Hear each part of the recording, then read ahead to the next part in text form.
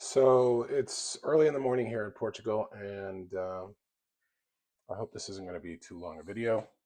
I just watched Rick Beato's interview with Eric Gales.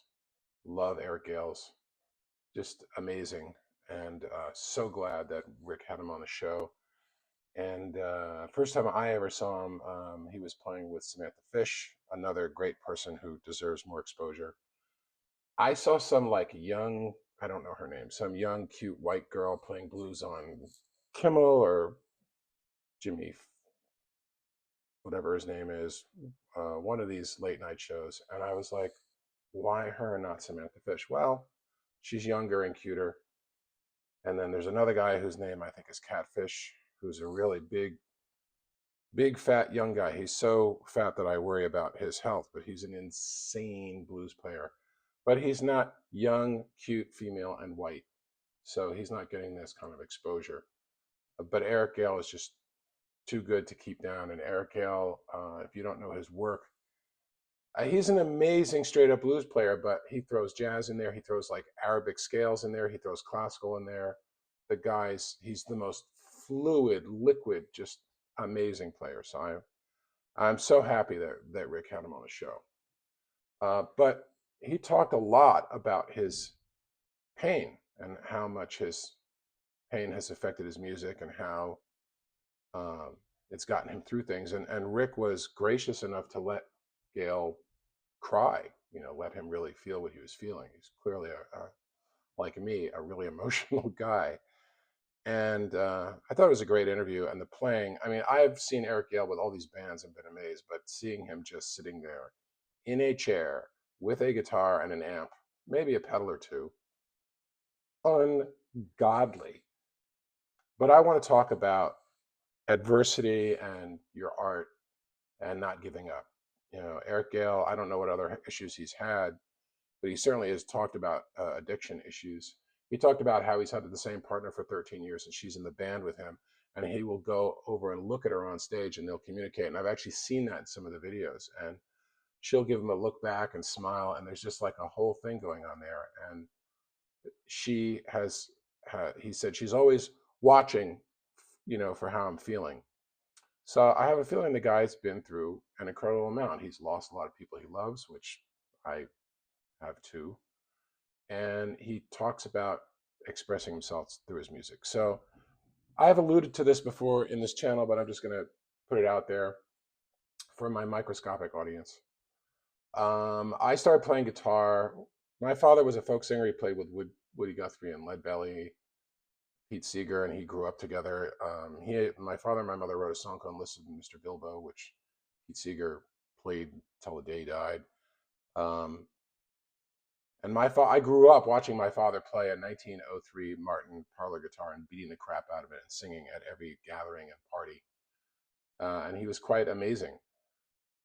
But he tried to teach me guitar at age 8. He gave me one lesson and then stopped. I don't know why. He bought me a really cheap, horrible Goya guitar and gave me one lesson. And I didn't touch guitar again until I was about 17 or 18.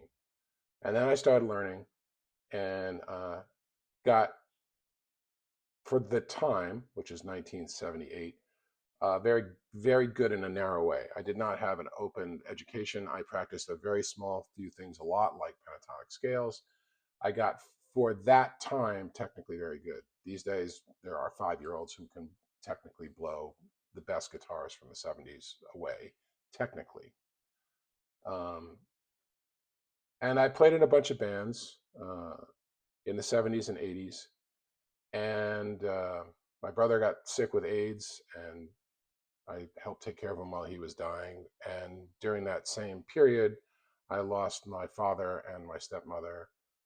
And then I was paralyzed from the neck down, completely paralyzed, total quadriplegic, in 1992 when I was 32. A couple of years after that, I lost my mother and my stepfather in a car crash. So it was kind of like a 5-year period of just hell. But I want to talk about that period where I was totally paralyzed.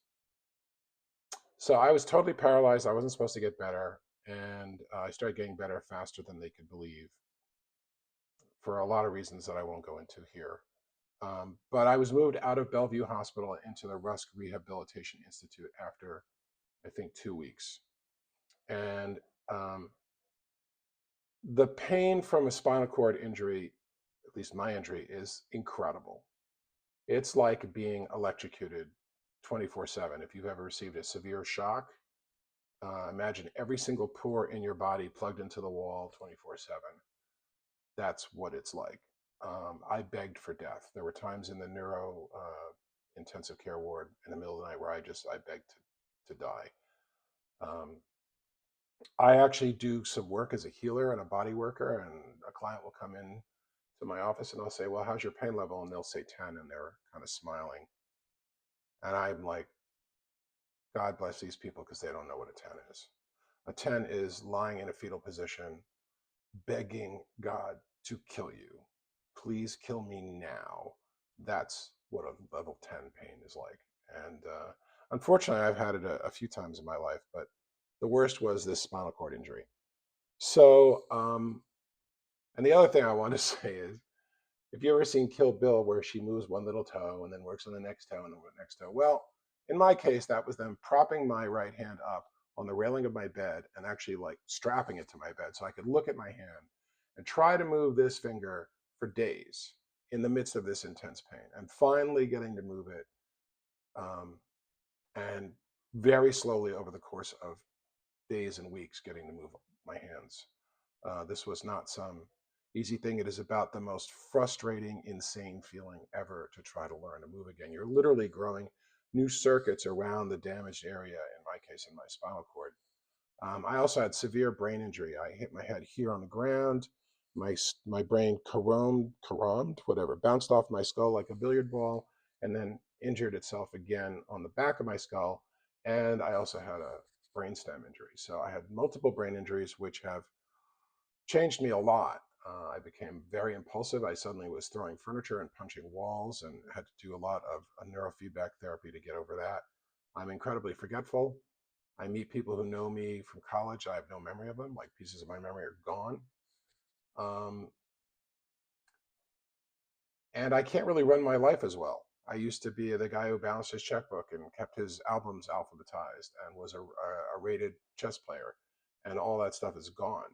Um, I like to say that my accent made me the stupidest smart person I've ever met.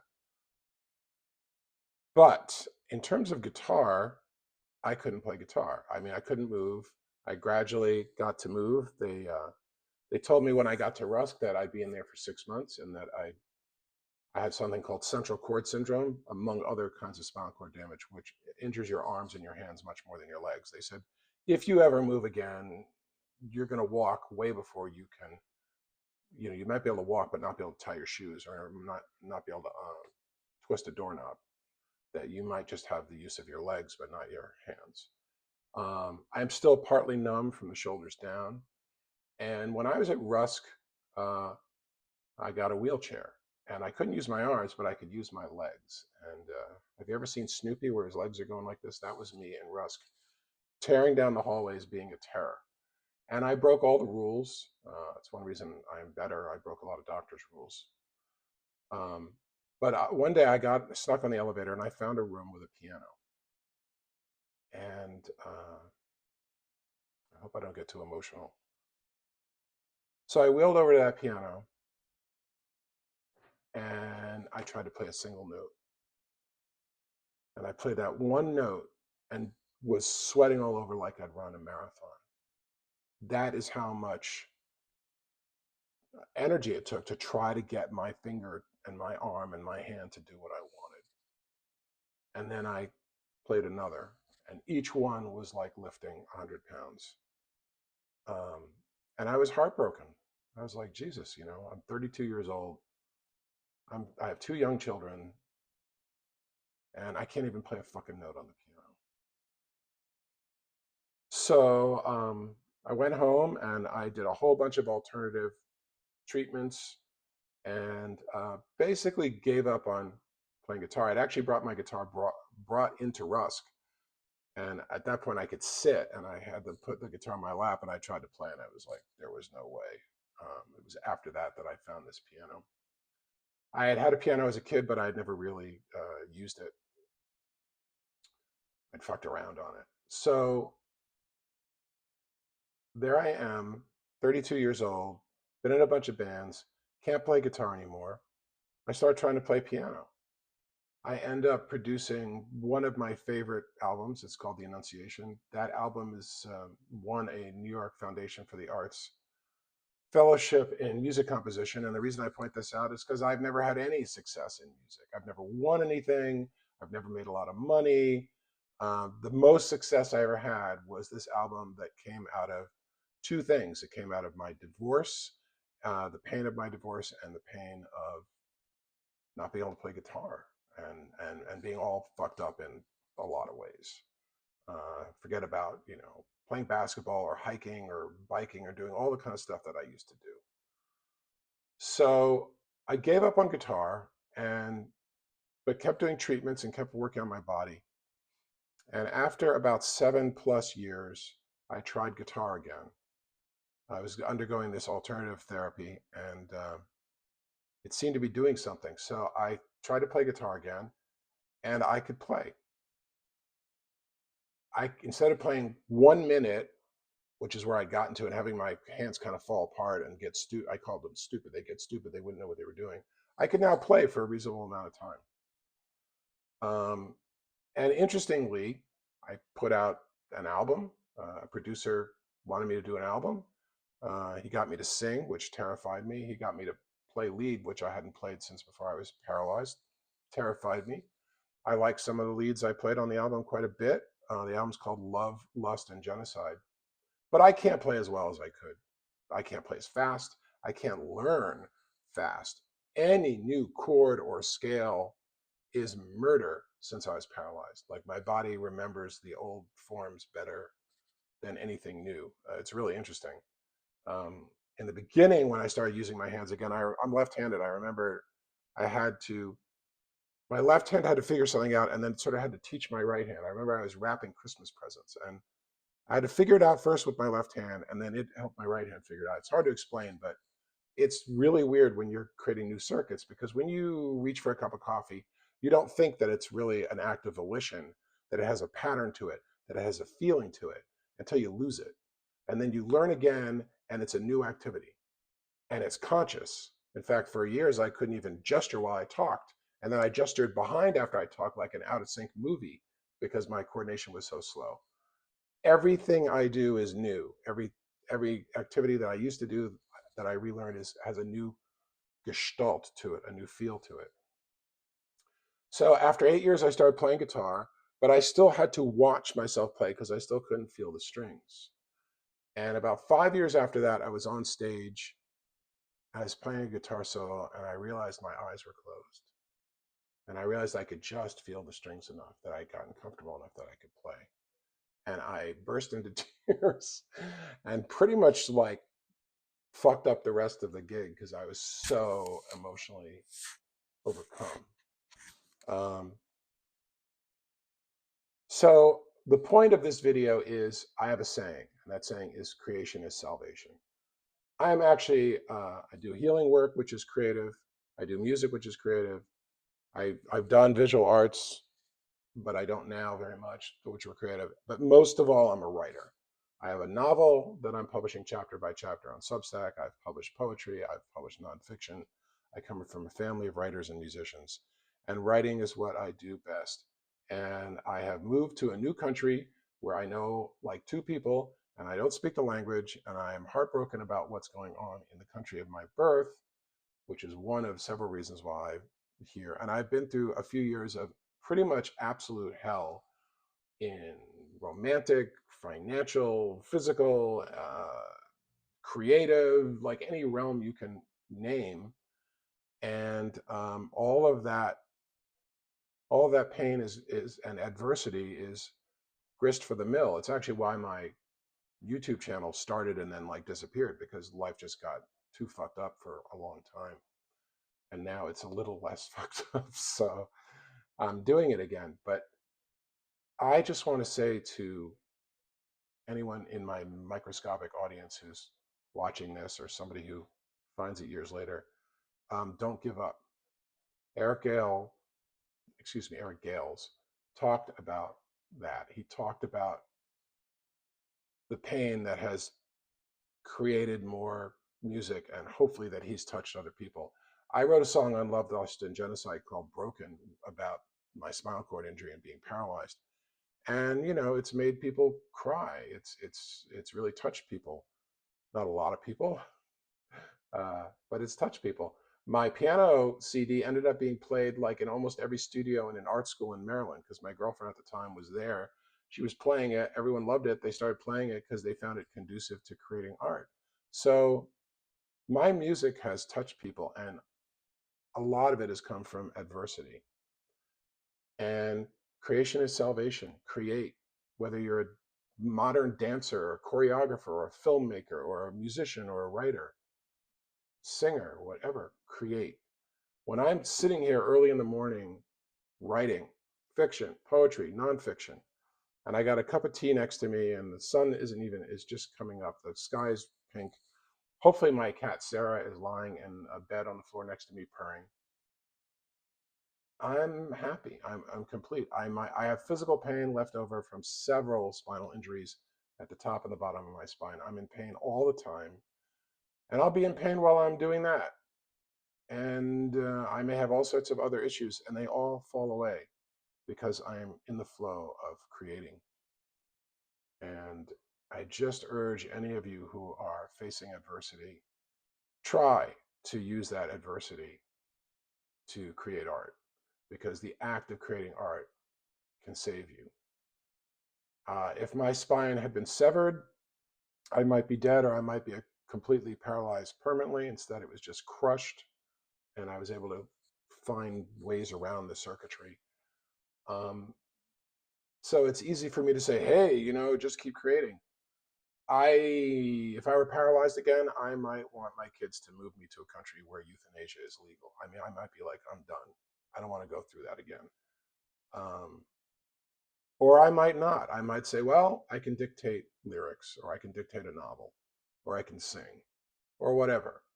I am not preaching to you if you are facing a terminal illness or horrific pain or any of the things I have or have not faced. Oh, you have to create, you have to be brave. I'm just saying that for me and for a lot of other people, the act of creating in the face of adversity is a form of salvation. If you can find a creative outlet, it might be gardening.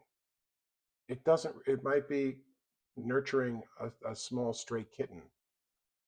It doesn't, it doesn't really matter what it is. If you can get creativity in your life, stay creative. If God forbid something happens to you and you can't play guitar, you're a guitarist, work on singing or work on writing songs. Um, I despise AI. I think it's the ultimate form of theft. But if I were totally paralyzed, I might use it to make songs, you know? Instead, I, pay drummers to play the parts that I can't play because I don't want to pay billionaires for stealing shit. But there are tools. And the bottom line is just keep going if you can. Uh, the number one thing that's kept me going, besides having two wonderful children, and that's all that kept me going as my brother was dying, and all that kept me going when I was paralyzed, was trying to be there for them, even though I was useless, right? I couldn't do anything. The only other thing that's kept me going, that's given my life meaning throughout, there's been lots of other things that have given it meaning, relationships, all kinds of things, experiences, traveling, skydiving, scuba diving, all done after I was paralyzed. When I got better, I said, I'm going to do all the shit that I never got around to doing. But the through line from a very early age, when I was a young child, living in a neighborhood where I was being bullied and chased and beaten up a lot and beaten up in school a lot, was creativity. So use your adversity if you can, and steal my slogan: creation is salvation. And if you're going through a hard time, I'm feeling for you. I don't know you, but I think we can all feel each other if we tune in. And I'm hoping that you find a way through the adversity that you're facing. And I hope you find a way to keep creating, because creating is a way of nurturing yourself that no one else can provide. So here's wishing you the best of luck. Here's wishing you lots and lots and lots of creativity and joy. And if you are in the midst of adversity, here's hoping you get out of it soon. All right, take care. Post-edit me here, asking you, if you like this material, to please like and subscribe. I can't stand it when people start their videos that way. It's the first time you've ever viewed them and you're like and subscribe. I'm like, who the fuck are you? But if you've made it this far and you like it, it'd be great if you liked, subscribed, put a comment in. It'd all be great. Thank you so much.